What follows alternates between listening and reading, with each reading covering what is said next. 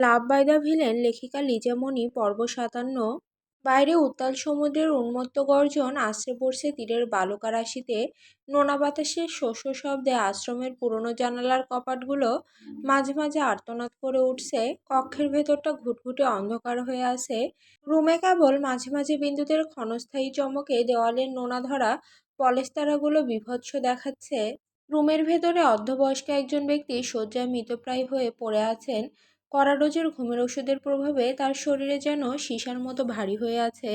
চেতনার অতল গহ্বরে তিনি অনুভব করলেন কেউ একজন ঘরে প্রবেশ করেছে। মেঝের উপর খুব ধীর কিন্তু ভারী একটি পদশব্দ। বাতাসের ঘ্রাণে মিছে আছে পচা নোনা জল আর কোনো এক অজানা ধাতুর গন্ধ। তিনি চেষ্টা করলেন চোখ মেলতে, কিন্তু চোখের পাতা দ্রুত যেন কেউ আঠা দিয়ে জুড়ে দিয়েছে। মস্তিষ্কের এক কোণে বিপদের সাইরেন বাজছে, অথচ অবশ দেহটা অবাধ্য। অনেক যুদ্ধের পর যখন তিনি জোর করে চোখের মণি দুটোকে আলোর দিকে ফেরালেন, তখন হৃৎপিণ্ডটা সজোরে এক ধাক্কা খেল। অন্ধকারে শয্যার ঠিক পাশে দাঁড়িয়ে আছে এক দীর্ঘাকৃতিক কালো অবয়ব। সেই মূর্তির কোনো সুনির্দিষ্ট মুখ নেই, কেবল কুচকুচে অন্ধকার। বৃদ্ধ লোকটা ভয়ে একদম শক্ত হয়ে যান। তিনি যখনই এক বুক মরণ ভয়ে চিৎকার দিতে চাইলেন, অমনি সেই অবয়বের হাড় সর্বস্ব শীতল হাতটা তার মুখ চেপে ধরল। চিৎকারটা গলার ভেতরেই গুমড়ে মরে গেল। মনে হচ্ছিল ঔষধের ঘোর আর মৃত্যুর হিমশীতল স্পর্শ দুটো মিলে তাকে এক জীবন্ত কবরের স্বাদ আচ্ছাদন করাচ্ছে। বৃদ্ধ লোকটা ছটফট করছে ছোটার জন্য। ঘামে তার কপাল গলা ভিজে জবজব হয়ে গিয়েছে। কালো অবয়বটা ফিসফিস শব্দ করে বলে, একটা চিৎকারের শব্দ আসলে এখানে গলা চেপে মারবো, একদম চুপচাপ থাকবি। কথাটা বলে অবয়বটা ছেড়ে দিল মুখ। বৃদ্ধ লোকটা যেন নতুন জীবন ফিরে পেল। ঘন ঘন নিঃশ্বাস টেনে হঠাৎই কান্নায় ভেঙে পড়ে। অবয়বটার পায়ে পড়ে কান্না করে ওঠে, কে কে আপনি? আমাকে কেন মারতে এসেছেন? অবয়বটা সরে যায়, ডিভানে পায়ের উপর পা তুলে বসে। আবার পা নামিয়ে লোকটার দিকে ঝুঁকে হিসিয়ে বলে, যদি সব প্রশ্নের উত্তর সত্যি করে বলিস তবে প্রাণে বেঁচে যাবি, নয়তো তোর ইয়াতিমখানার সব বাচ্চা আছে সবগুলো লাশ দেখতে পাবি তুই। বৃদ্ধ লোকটা আঁতকে ওঠে। কালো অবয়বটা তীক্ষ্ণ গলায় বলে, তোকে যে বাবা বলে ডাকে সে কি তোর আপন মেয়ে? বৃদ্ধ লোকটা যেন থমকে যায়। পালিত মেয়ে বলতে লোকটা ব্যথা অনুভব করে বুকে। এরপরও বাচ্চাদের বাঁচানোর জন্য বলে, ঋদ্ধিমার কথা বলছেন? অবয়বটি মাথা নাড়ালো। লোকটা দীর্ঘশ্বাস ফেলে বলে, পালিত মেয়ে আমার, খুব ছোটকালে আমার বুকে আগলে নিয়েছিলাম। অবয়বটির ঠোঁটে বাঁকা হাসি ফুটে ওঠে। রিভলভারটা কোমরে গুজে বলে, কোথায় পেয়েছিলি আর তোর কাছে কিভাবে এসেছে? সত্যি কথা বলবি কিন্তু। বৃদ্ধাটা অসহায় চোখে তাকিয়ে বলে, এখন বয়সের ভারে নুয়ে গেলেও আগে আইনের লোক ছিলাম। একা হাতে অনেককে ঘায়েল করার ক্ষমতা ছিল তখন। পরিবার পরিজন দুর্বলতা কেউ ছিল না।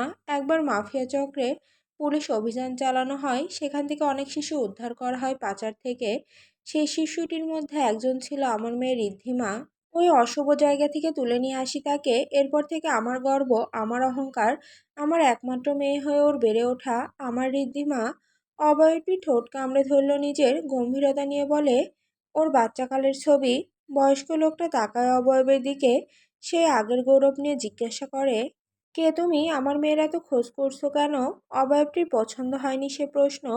চট করে বসা থেকে উঠে দাঁড়ায়, বয়স্ক লোকটার পিছনে এসে দাঁড়ায়। রাতের নিস্তব্ধ অন্ধকারে অবয়বটার এক অদ্ভুত বাজ পাখির মতো গলা। The most twisted monster minded underground terrorist. পরমুহূর্তে কণ্ঠস্বর পরিবর্তন হয়ে যায়, অস্বাভাবিক ও ধীরগতিতে বলে, শহরের স্তব্ধতা আমার কণ্ঠস্বরের দাস। পদশব্দে যখন মাটি কেঁপে ওঠে, তখন কিছু শুয়োরের বাচ্চা ভুলে যায় শ্বসন প্রক্রিয়া। আমি সেই আন্ডারগ্রাউন্ডের বিভীষিকা, যাকে পৃথিবী চেনে এক জীবন্ত নরক হিসেবে। কথাটা বলে অবয়বটা সোজা হয়ে দাঁড়ায়। তার পায়ের শব্দে যেন রুমটা আরো ছমছমে হয়ে ওঠে।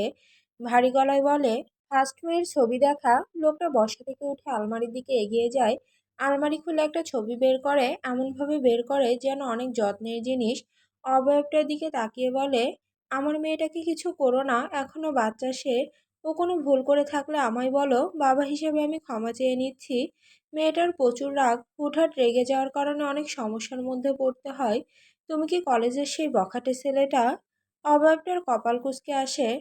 বখাটে মানে? কলেজের কোন বখাটে ছেলে? বয়স্ক লোকটা থমথমে খেয়ে যায়, কাশতে কাশতে বলে, আমার মেয়েটাকে প্রচুর জ্বালাতন করে, ভালোভাবে কলেজে যেতে পারে না, নোংরা আর অসভ্য ইঙ্গিত দেয়। প্রচুর ভয়ে থাকি ওকে নিয়ে। বয়স হয়েছে অনেক, আগের মতো শক্তিও নেই। না হলে দেখো, এই বয়সে তোমাদের মতো কত হুড়ি পড়া গুন্ডাদের ঘায়েল করেছি, আর আজ ভালোভাবে সোজা হয়ে দাঁড়াতে পারছি না। এইটাই সময় বদলায়, মানুষ আর শক্তিও বদলায়। অবয়বটা ঠোঁট কামড়ে ধরে নিজের, শক্ত গলায় বলে, ছেলেটার নাম আরিফ। অবয়বটা ভুরু নাচালো, রহস্যময় হাসি দিয়ে বয়স্ক লোকটার হাত থেকে ছবিটা নিয়ে দেখলো। তার মুখের রিয়াকশন বোঝার ক্ষমতা নেই, হুডির আড়ালে জাস্ট বাঁকা হেসে যেভাবে এসেছিল ঠিক সেভাবে বের হয়ে যায়। যাওয়ার আগে কিছু শব্দ বলে, আপনার মেয়েটা আপনার হলেও সে আমার রক্ত। ঘড়ির কাঁটা তখন 12টার ঘরে, নিশিথিনী সেই অভিশপ্ত প্রহর তখন, যখন জীবন্ত আর মৃতের ব্যবধান ঘুচে যায়। শ্বেত শুভ্র জ্যোৎস্না আজ যেন বিষাক্ত ফ্যাকাশে বর্ণ ধারণ করেছে। আরিশের গাড়িটা এসে থামে একটা প্রাচীরের সামনে, তার হাতে একটা প্লাস্টিকের ব্যাগ। সে গাড়ি থেকে নেমে সামনের দিকে এগিয়ে যায়, তার প্রতিটি পদক্ষেপে শুকনো পাতার মর্মর শব্দ হচ্ছে, যেন মৃত আত্মারা তার আগমনে আর্তনাদ করে উঠছে। সে এসে দাঁড়ালো এক নিভৃত সমাধির সামনে, যেখানে মাটির কবরের নিচে তার কলিজার টুকরো, তার একমাত্র বোন মেহের চিরনিদ্রায় শায়িত। আরিশের পুরো শরীর থরথর করে কেঁপে ওঠে। ইট পাথরের দেয়াল ঘেরা এই ঘুপচি ঘরটি যেন এক অন্য জগৎ। আরিশ যখনই ভেতরে প্রবেশ করলো, তখন এক হিমশীতল হাওয়া তার মেরুদণ্ড দিয়ে বয়ে গেল। তার কানে ভেসে আসতে লাগলো মেহেরের সেই চঞ্চল হাসির প্রতিধ্বনি। সেই হাসি পাথরের দেওয়ালে ধাক্কা খেয়ে পিশাচের অট্টহাসির মতো বারবার ফিরে আসতে। মেহেরের সেই ভালোবাসাময় ডাক, ভাইয়া, বারবার প্রতিধ্বনিত হচ্ছে আরিশের কানে। এতদিন হয়ে গেল কেউ ডাকে না তাকে, কেউ জড়িয়ে এসে বাচ্চামো আবদার করে না, কেউ এসে বলে না, ভাই আমাকে নিক্কে এনে দাও। আরিশের সেই লৌহকঠিন শরীর, যার এক হুঙ্কারে শহর থমকে যায়, আজ তা শরতের শুষ্ক পাতার মতো থরথর করে কাঁপছে। তার চোখের মণিতে ফুটে উঠেছে এক আদিম ত্রাস। এই ভয়, এই অসহ্য স্মৃতি দহনের ভয়েই তো সে দিনের পর দিন এখানে পা রাখেনি। নিজের স্নায়ুর উপর নিয়ন্ত্রণ হারিয়ে সে ধপ করে বসে পড়ল ভেজা মাটির ওপর। কবরের শীতল মাটি খামচে ধরে সে ডুকরে কেঁপে উঠল। যে হাত দিয়ে সে মানুষের কণ্ঠনালী টিপে ধরে, সেই হাত আজ নিজের আদরের বোনকে স্পর্শ করার ব্যাকুলতায় হাহাকার করছে। আনিসের মনে হলো কবরের গভীর থেকে মেহের তাকে ডাকছে। অন্ধকারে সেই নিস্তব্ধতায় আরিসের দীর্ঘশ্বাসগুলো এক একটা বিষাক্ত সাপের মতো ফুঁসছে। আরিস ভেজা মাটিতে স্পর্শ করে বলে, বোন আমার, আই মিস ইউ। আমি তোর অভিভাবক ছিলাম, কিন্তু অভিভাবকের দায়িত্ব পালন করতে পারিনি। এক জালিমের হাতে তোর জীবন নিঃশেষ হয়েছে, এই বাস্তবতা আমি কিভাবে মানি? Forgive me, I fail to protect you. ভাইয়া তোকে সেভ করতে পারিনি, খুব করে সরি। আরিশ মাটির উপরেই চুমু খেলো। হাই দৃশ্য, সামান্য ডাস্টে যে লোক হাজারবার নাক সিটকায়, সে বোনের কবরে এসে চুমু খাচ্ছে। আন্ডারগ্রাউন্ডের সেই ক্রিমিনাল আজ এক পরাজিত ভাইয়ের বেশে কবরের ধুলোয় মিশে আর্তনাদ করছে, যার শব্দ শোনার মতো কেউ নেই, কেবল নোনা বাতাস আর কবরের নীরবতা ছাড়া। শহর কি এই দৃশ্য দেখেছে? হুম, কখনোই না। এই দুর্বলতাগুলো রাতের অন্ধকার দেখতে পায়, আর কেউ নয়। আরিশ চোখ বন্ধ করে নিঃশ্বাস টানে, কবরে হাত দিয়ে স্পর্শ করে হালকা হেসে বলে, মেহের, তোর মনে আছে আমার বউ দেখার জন্য ব্যাকুল হয়ে পড়েছিলি? আমি তোকে নাজলির সাথে সাক্ষাৎ করিয়েছিলাম, বায়না ধরেছিলি এই মেয়েটাকে যেন সারা জীবন আগলে রাখি। এমন রূপবতী আর ভালোভাবে তুই হাতছাড়া করতে চাস না। তোর আবদার না হয় আমি পূরণ করে ফেললাম, কিন্তু তোর অস্তিত্ব কোথায়? যখনই মনে হয় তোর হাহাকারের কথা, তখন ভাই হিসেবে আমি অসহায় হয়ে পড়ি। বলেছিলি নিককে না পেলে যাতে তোর জন্য খাটিয়া সাজানোর ব্যবস্থা করি।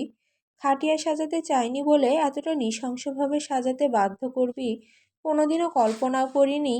লোকে বলে ক্রিমিনাল লিডার আরিশ ইলহাম একটা পাষণ্ড পুরুষ, কিন্তু সেই পাষণ্ড পুরুষটা জানে মেহেরিমা মেহের ঠিক কতটা নিখুঁতভাবে কাঁদাতে জানে। এই তো আমাকে কাঁদাচ্ছে। আমি নিঃশব্দে কাঁদছি, কেউ দেখেনি আরিশ ইলহামের চোখের পানি, কিন্তু রাতের নিস্তব্ধ পরিবেশ ঠিকই দেখছে। প্রসঙ্গ যখন আসে আমার বোনকে নিয়ে, তখন ভাই হিসেবে সব থেকে ব্যর্থ আমি। আরিশের চোখের রং ধীরে ধীরে পরিবর্তন হতে থাকে। হাতে থাকা প্লাস্টিকের ব্যাগ থেকে কারো রক্তাক্ত কলিজা আর চোখের মণি বের করে আনে। এতদিন বরফে ডুবিয়ে রাখার কারণে আগের মতো নেই, এতেও যেন আরিশের শান্তি।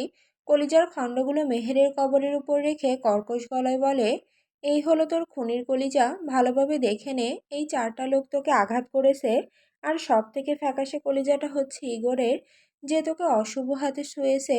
বিশ্বাস কর মেহের, নিক ওদের খুব নরক যন্ত্রণা দিয়ে মেরেছে, এমনভাবে মেরেছে যে এর ভিডিও কেউ দেখলে আত্মা পর্যন্ত কেঁপে উঠত। তুই খুশি তো? প্রশ্নের কোনো উত্তর আসেনি। আরিশ গম্ভীর শ্বাস ফেলে উঠে দাঁড়ায়, শরীরের বালিগুলো হাত দিয়ে মুছে বলে, যারা আমার বোনকে আমার বুক থেকে ছিনিয়ে নিয়েছে, তাদের রক্ত দিয়ে শহর রাঙিয়েছি, তাদের শরীরের মাংস কুকুরকে খাইয়েছি। আমি শান্ত, কিন্তু তবুও অশান্ত। দেখা করলাম, কথা বললাম, আজ এইবার আসি, দেখা হবে আবার। আবার আসবো আমার বোনটাকে দেখতে। আসছি এখন। রাত তখন প্রায় 1টার কাছাকাছি। চারিদিকে গোলাগুলির শব্দ তেমন নেই। মিনারে প্রবেশ করে নিক, আরিশ আর অধিরাজ। ডিভানের মধ্যে নাজলি আর রানী সামনাসামনি হয়ে বসে আছে। তাদের সামনে অনেক খাবার পড়ে আছে, দেখে বোঝা যাচ্ছে তারা ছোটোখাটো পার্টি করেছে। নাজলি অনেক দিন পর নিজ হাতে রান্না করে দিয়েছে, আর রানী প্রতিবারের মতো আয়েশ করে সেই রান্নার স্বাদ গ্রহণ করেছে। আরিশ আর চোখে তাকায় নিকের দিকে, ভয়ে তার নিজেরই ভেতরে ধুকধুক করছে।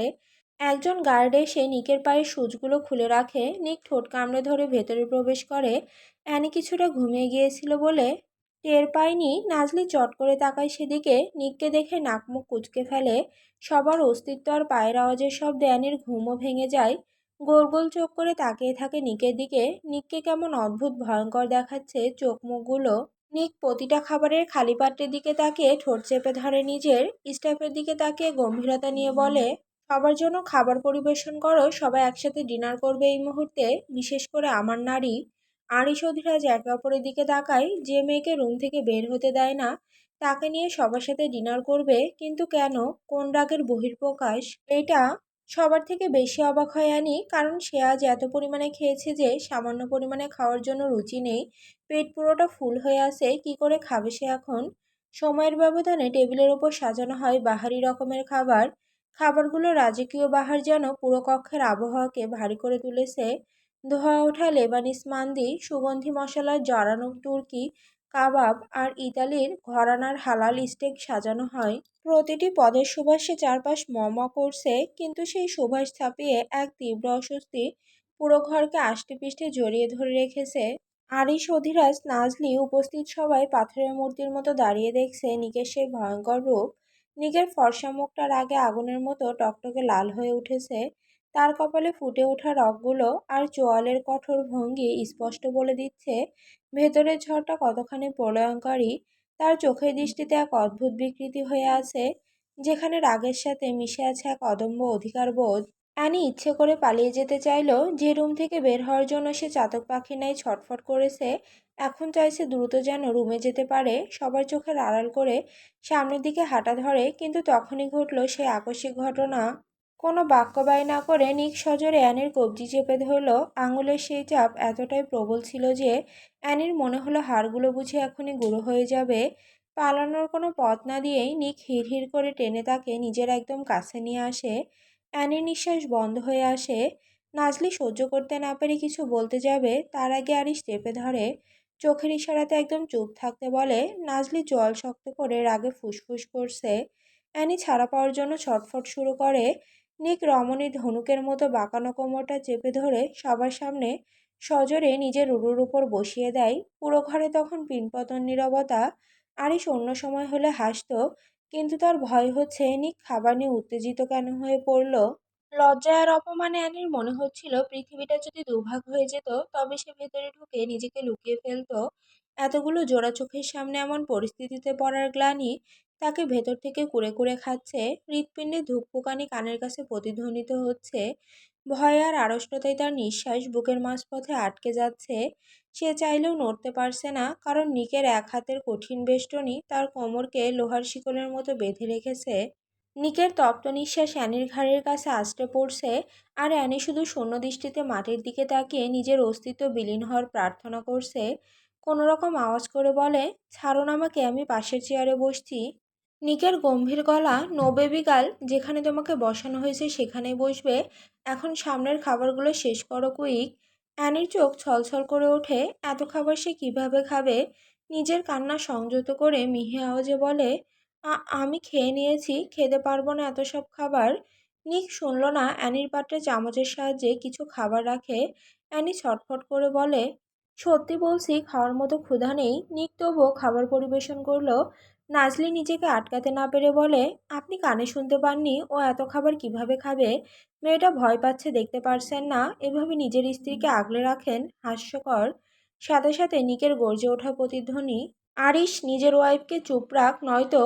নিক থেমে যায়। আরিশ নাজলের হাত চেপে ধরে ইশারা করে। পুরো ডাইনিং হল জুড়ে এক অশুভ নীরবতা থমকে আছে। নিকের পেশিবহুল হাতের বাঁধন অ্যানির কোমরের চারপাশে যেন লোহার শিকল হয়ে চেপে বসেছে। নিক অ্যানিকে নিজের শরীরের সাথে একদম মিশিয়ে নিয়েছে। অ্যানির ভেতরে এতক্ষণ যে ভয়টা ছিল তা এখন আগ্নেয়গিরির মতো রাগে রূপ নিয়েছে। তার দু চোখ ফেটে পানি আসার উপক্রম, কিন্তু সেই কান্নার চেয়েও বড় হয়ে দেখা দিয়েছে জেদ।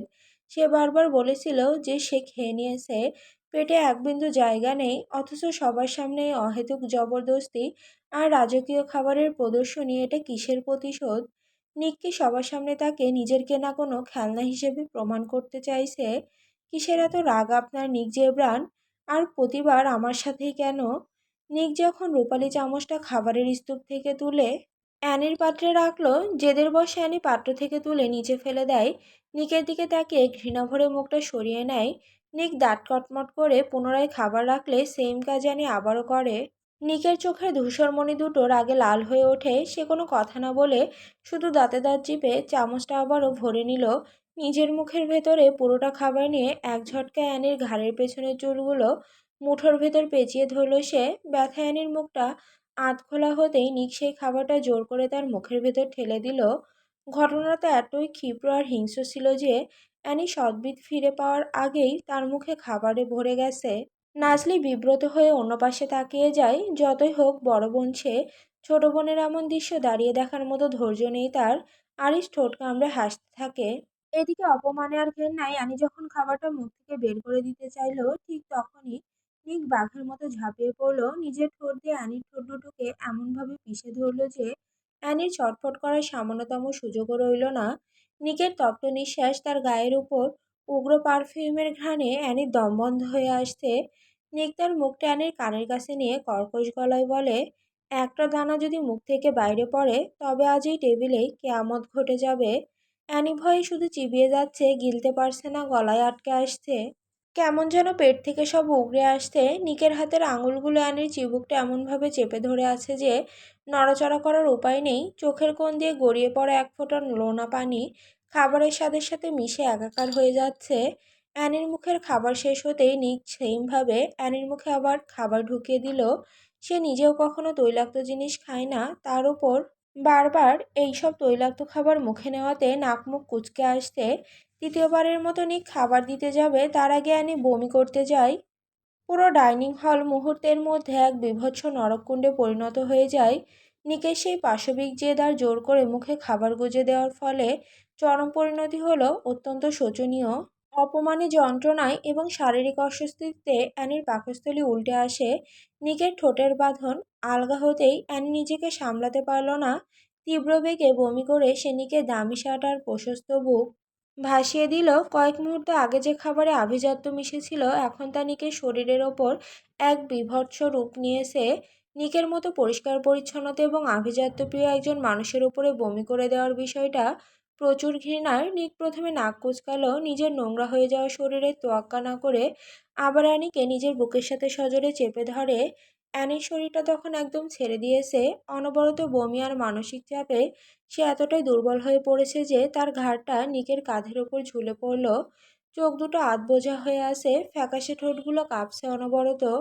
ডাইনিং টেবিলের এক কোণে দাঁড়িয়ে থাকা নাজলে আর সহ্য করতে পারল না।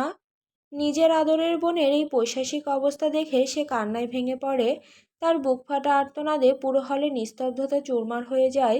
হাত জোর করে অনুরোধ করে ওঠে, অ্যানি, আমার বোনটা মরে যাবে, ছেড়ে দিন ওকে, দয়া করে ছেড়ে দিন। নাজলির কণ্ঠস্বর ডুকরে ওঠে। নিক তখন অ্যানির কানের কাছে মুখ নিয়ে অদ্ভুত এক শান্ত কিন্তু শীতল স্বরে বলল, অবাধ্যতার ফল সবসময় তিক্ত হয় ব্লাড রোজ। যে খাবার তুমি আমাকে রেখে খেয়েছো সেগুলো পেটের ভেতরে না থাকাটাই উচিত। নিকের কথাটা পুরো রুমে বজ্রের মতো ঝংকার তুলে সবাই হতভাগ হয়ে যায়। শুধুমাত্র আরিশ নির্বাক হাসল। নিকের এই উন্মাদনার কারণ একটাই, এই ছিল তাকে রেখে অন্যের সাথে ফুর্তি করে খাওয়া। আর কত সাইকো রূপ দেখাবি তুই নিক? অ্যানি আদৌ সহ্য করতে পারবে তো? অবশ্য ভালোবাসলে সব রূপ গ্রহণ করবে। নাজলের দিকে তাকাতে আরিশ থমথমে খেয়ে যায়। এই পাগল চটে গেলে আবার আরেক সমস্যা। এখন এটাকে সামলানো তার জন্য কষ্টকর হয়ে যাবে। আরিশ কোনো কিছু না ভেবে নাজলিকে পাজো কোলে তুলে নেয়। আকস্মিক আরিশের এমন কাণ্ডে নাজলির কপাল কুঁচকে আসে।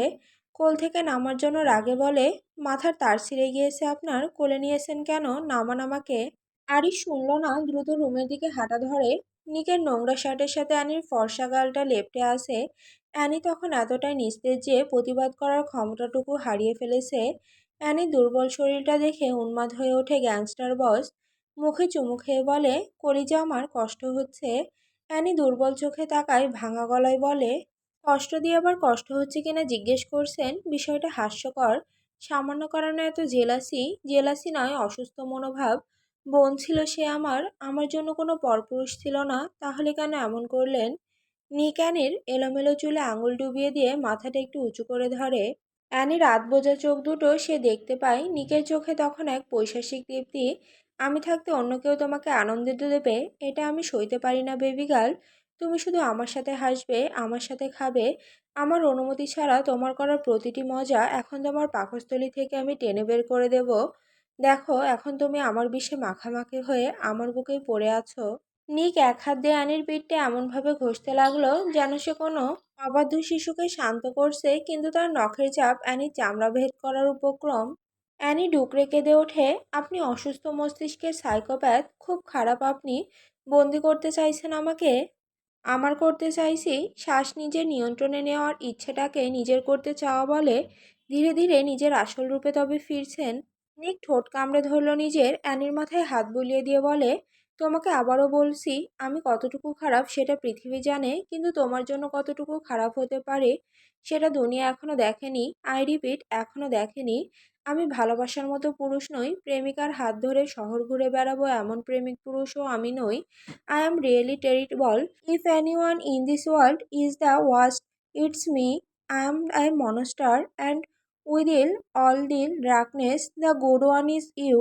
আমি এতটা খারাপ যতটা খারাপ হলে কেউ তাকে ভালোবাসতে পারে না, যেমন আমাকে কেউ পারে না। অ্যানি অসহায় চোখে তাকায়। নিক পাজা গলে তুলে নেয়। অ্যানির চোখ বারবার ভিজে আসছে, যার কারণে এইভাবে দুর্বল হলো, তার বুকে নিস্তেজ হয়ে শুয়ে আছে। অদ্ভুত। আরিশ দরজার সামনে শক্ত হয়ে দাঁড়িয়ে আছে। সে কিছুতেই নাজলিকে বাইরে যেতে দিবে না। নাজলির আগে কটমট চোখে তাকায়। ওইখানে জানোয়ারটা তাকে মেরে ফেলছে। কি ধরনের কথা এগুলো? বোন সে আমার, অনেকদিন পর আমার রান্না পেয়ে খেয়েছে, তাই বলে এইসব কি ধরনের ব্যবহার? মনে হচ্ছে না সব কিছু বেশি হয়ে যাচ্ছে?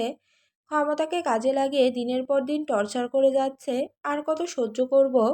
নাজলি চিৎকার দিয়ে ওঠে, পাশে থাকা ফ্লাওয়ার টবটাকে আছড়ে ফেলে দেয়। মাটির টবটা অর্ধেক ভেঙে টুকরো টুকরো হয়ে যায়। আরিশ ছোট ছোট চোখে তাকিয়ে আছে নাজলির দিকে। এই ধানি লঙ্কা তার জীবনে জড়ালো কিভাবে? আরিশ দরজা থেকে সরে এসে নাজলির দুই হাত চেপে ধরে। নাজলি চোখ রাঙিয়ে তাকায়। আরিশ নাজলির চোখে হাত রেখে বলে, ক্রিমিনাল লিডারকে ভয় দেখাচ্ছ? হুম। নাজলি আরিশের বুকে ঘুষি দিয়ে বলে, ক্ষমতা দিয়ে কিনে নিয়েছেন আমাদের, আপনাদের হাতের পুতুল আমরা। নিক জেব্রান এমন ব্যবহার কেন করলো অ্যানির সাথে?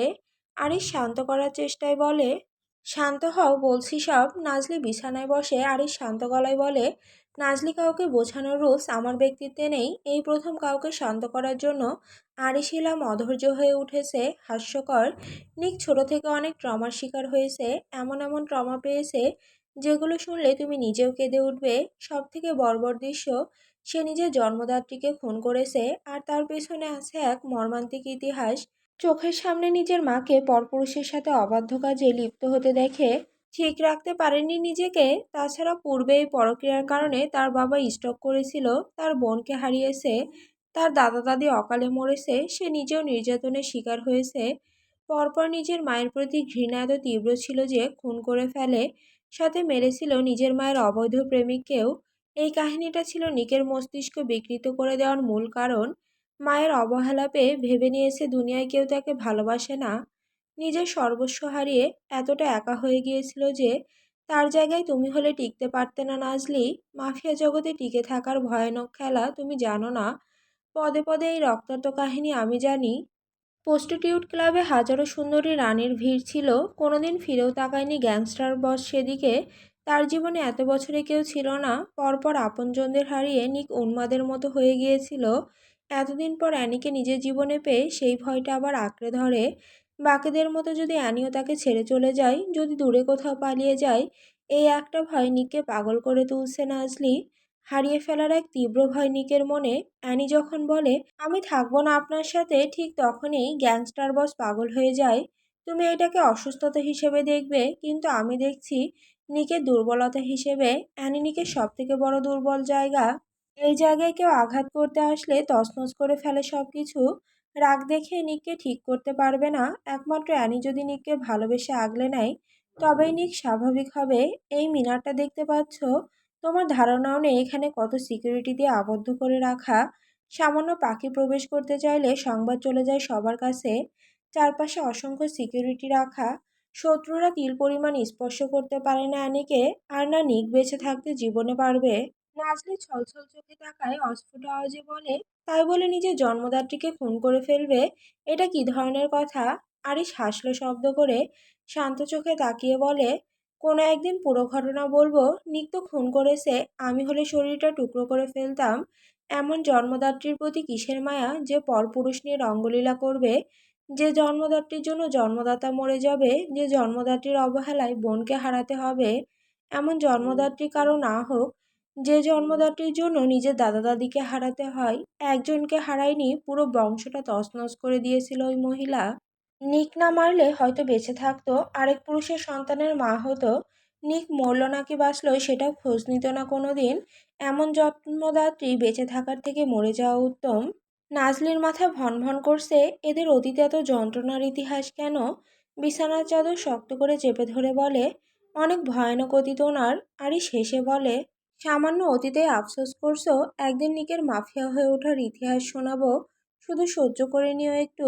নাজলি নিঃশ্বাস ছেড়ে বলে, উনি কি এভাবেই বন্দি করে রাখবে সারা জীবন? আরিশ বিছানায় বসে বলে, অ্যানিকে বলো ভালোবেসে কাছে টেনে নিতে। অ্যানি তো প্রচুর বোকা নাজলি, অ্যানি ইচ্ছে করলে নিককে তার অধীনে নিয়ে নিতে পারে। আমাদের শত্রুপক্ষ নিককে প্রায়ই বলে, পুরো সাম্রাজ্য তুমি শাসন করলেও তোমাকে শাসন করছে একজন নারী। অ্যানি যা বলবে তাই শুনবে, বিনিময়ে থাকতে হবে নিকের প্রতি সত্যিকারের ভালোবাসা। ভালোবাসা কি এত সহজ মিস্টার আরিশ? চাইলে কি ভালোবাসা যায়? আরিশ ঠোঁট চেপে বলে, তোমার বোন নিককে ভালোবাসে, সময় হোক তুমিও বুঝতে পারবে। নাজলি চট করে তাকায়, বোকার মতো কথা বলছেন? তুমি নিকের পাগলামি দেখার মধ্যে ব্যস্ত ছিলে, আর আমি দেখছিলাম অ্যানির বাধ্যতা। চোখে ঘৃণা থাকলেও অন্য রহস্য ছিল। অ্যানিও নিককে ভালোবাসে, শুধু সঠিক সময় আসলে দেখে নিও। নাজলি ঠাট্টা করে বলে, অ্যানি খারাপ ব্যক্তিদের বাজেভাবে ঘৃণা করে, আর তীব্র ঘৃণা থেকে ভালোবাসার জন্ম নেয়। নিক অ্যানির সম্পর্ক নিয়ে আমিও ভয়ে থেকেছি, কিন্তু এখন আমি ওই সময়ের অপেক্ষায় আছি যেদিন তারা হাসিখুশি দাম্পত্য জীবন পার করবে। সময়টা বেশি দূরেও নয়। নিক থাকবে স্বাভাবিক, আর অ্যানি অন্ধের মতো ভালোবাসবে। নাজলি ঠোঁট কামড়ে ধরে নিজের, আচমকা বলে, আর আপনার আমার সম্পর্ক ভেঙে যাবে, আর এক মেয়ে আসবে আপনার জীবনে। আর এই সাবলীল ভঙ্গিতে বলে, আমিও ভাবছি একটা বিয়ে করব। ভার্জিন থাকতে ইদানিং কষ্ট অনুভব করছি। নাজলি রেগে যায়, কোন অধিকারে এভাবে আটকে রেখেছেন? আমার জীবনটাকে কেন নষ্ট করছেন এভাবে? আরিশ খাপছাড়া ভাবে বলে, যাওয়ার শক্তি থাকলে চলে যাও। নাজলি চোখ বন্ধ করে রাগ কন্ট্রোল করে। যদি ভালোবাসা না থাকে, তবে এই বন্দিত্ব আর অধিকারের মানে কি? কিসের এত অধিকার বোধ? নাজলি যেন আজ প্রশ্নের উত্তর চেয়ে এরপর শান্ত হবে। খ্যাপা গলায় বলে, কি চাই আপনার? শরীর চাইতেন তবে ভাবতাম, কামনা মেটানোর জন্য রক্ষিতা বানাতে চাইছেন, কিন্তু সেটাও তো চান না। ভালোবাসতে চান না, স্ত্রীর মর্যাদা দিতে চান না, সঠিক সম্মান দিয়ে রাখতে চান না, তবে কি চাচ্ছেন আপনি? এখন যেভাবে আছি এটা কি কোনো জীবন? আরিশ চোখ ছোট ছোট করে তাকিয়ে বলে, ভালোবাসা চাও? আরিশ থমকে যায়, আরিশের কুঁচকানো চোখের দিকে তাকায়, পরপর চোখ ফিরিয়ে দাঁত পিষে বলে, আপনার মতো ক্রিমিনালের ভালোবাসা স্বপ্নেও চাই না। তুমি ভাবলে কিভাবে তোমার মতো জঙ্গলিকে আমি ভালোবাসবো? নাজলির ইচ্ছে করছিল আরিশের মাথা ফাটাতে। কেন ক্রিমিনালের বাচ্চা ভালোবাসলে কি হয়? আমি আপনার ভালোবাসা চাই না, শুধু নিজের স্বামীর ভালোবাসা পেলেই চলবে। আরিশ চট করে উঠে বসে, ভ্রু কুঁচকে বলে, স্বামীর ভালোবাসা মানে? নাজলি আর চোখে এক পলক তাকিয়ে বলে, পুরো দেশ শাসন করে চলেন অথচ স্বামীর ভালোবাসা বোঝেন না? এখান থেকে যাওয়ার পর আমার যার সাথে বিয়ে হবে সে তো আমার স্বামী হবে। মুসলমান রীতিতে তিন কবুলে আবদ্ধ হব তার সাথে। হালকা ব্লাশ করব, লজ্জা পাবো স্বামীর উপস্থিতিতে। ও ভালোবাসে আমার হাতের ওপর হাত রাখবে, আমি লজ্জায় মাথা নিচু করে ফেলবো। এরপর রাত হবে, আমি ফুলে সাজানো একটা রুমে বসে ওর জন্য অপেক্ষা করব। ও আমার বুকে টেনে নেবে, এরপর কপালে, গালে, নাকে, ঠোঁটে চুমু খাবে। অনেক মিষ্টি কথার আলিঙ্গন করবে, আমি অনুমতির হাত রাখবো। ও আমার শাড়ির আঁচলটা নামিয়ে নিবে। এরপরের কাহিনী খুবই ব্যক্তিগত হবে। শাট আপ, শুয়োরের বাচ্চা আরেকটা বাক্য মুখ থেকে বের হলে গলা টিপে মারবো। রাবিশ। আরিশের ধমকে কেঁপে ওঠে রমণী। আরিশ নিঃশ্বাস নিচ্ছে ঘন ঘন, তার কণ্ঠ নিঃসৃত সেই সংহারী হুঙ্কারে অসূর্য স্পর্শা। রমণীর অন্তঃকরণ মুহূর্তেই দুরু দুরু কম্পনে বিদীর্ণ হলো। আরিশের নাসারন্ধ্র দিয়ে তখন রোষাগ্নির তপ্ত নিঃশ্বাস নির্গত হচ্ছে, যেন কোনো ক্রুদ্ধ ফণাধর সর্প তার দহনকাল অতিক্রম করছে। পুঞ্জীভূত সেই ক্রোধের প্রচণ্ডতা যখন সহনশীলতার সীমা অতিক্রম করল, তখন সে হিতাহিত জ্ঞানশূন্য হয়ে পার্শ্ববর্তী কাষ্টাসনে রক্ষিত স্ফটিকের এক কারুকার্যমণ্ডিত শোপিস ভূমিতে সজোরে আছাড় মারল। বস্তুটির পতনে সে প্রলয়ঙ্কারী শব্দে কক্ষের নিস্তব্ধতা খান খান হয়ে গেল। আছাড় দেওয়ার তীব্রতা এতটাই প্রচণ্ড ছিল যে কাঁচগুলো চূর্ণ বিচূর্ণ হয়ে চারদিকে ছড়িয়ে পড়ল। সেই ভাঙা কাচের ধারালো একটি টুকরো বিদ্যুৎ গতিতে আরিশের হাতের তালুতে বিঁধে গেল। ফিনকি দিয়ে রক্ত ঝরতে শুরু করলেও আরিশের চোখে মুখে ব্যথার চেয়ে হিংস্রতা বেশি স্পষ্ট ছিল। ভয়ে নাজলির দম বন্ধ হয়ে আসতে, তার মনে হচ্ছে চোখের সামনে এক প্রলয়ঙ্কারী ঘূর্ণিঝড় শুরু হয়েছে, যা মুহূর্তে সবকিছু তছনছ করে দেবে। আরিশের এই ভয়ঙ্কর রূপ দেখে নাজলির হৃদস্পন্দন যেন থমকে দাঁড়িয়েছে। নাজলি ভয়ে তাকায় আরিশের দিকে। আরিশের হাতের তালু চিরে তখন তপ্ত রুধির ধারা অবিরাম চুইয়ে পড়ছে, অথচ তার ভ্রুক্ষেপ নেই। প্রচণ্ড ক্রোধানলে দগ্ধ হয়ে তার সুগঠিত শরীরটা থরথর করে কাঁপছে, যেন কোনো আগ্নেয়গিরি তার দীর্ঘদিনের সঞ্চিত লাভা উপড়ে দেওয়ার অপেক্ষায় ফুঁসছে। তার চোখের মণিতে যে রক্তিম আভা। আরিশের এমন ব্যবহারে নাজলির অন্তর অতল গহ্বরে নিমজ্জিত। আরিশের রক্তাক্ত হাতের দিকে তাকিয়ে তার হৃৎপিণ্ডটা যেন পিষ্ট হচ্ছে। কান্নায় রুদ্ধ কণ্ঠে সে কোনো মতে দুপা এগিয়ে গেল, চোখের জলে সিক্ত হয়ে নাক টেনে কম্পিত হস্তে আরিশের সেই ক্ষতবিক্ষত হাতটা ধারণ করতে চাইল সে। জনম জনমের মায়া আর সযত্নে লালিত ব্যাকুলতা নিয়ে যেই না সে স্পর্শ করতে গেল, অমনি আরিশ বিদ্যুৎ বেগে তাকে ছিটকে দূরে সরিয়ে দিল।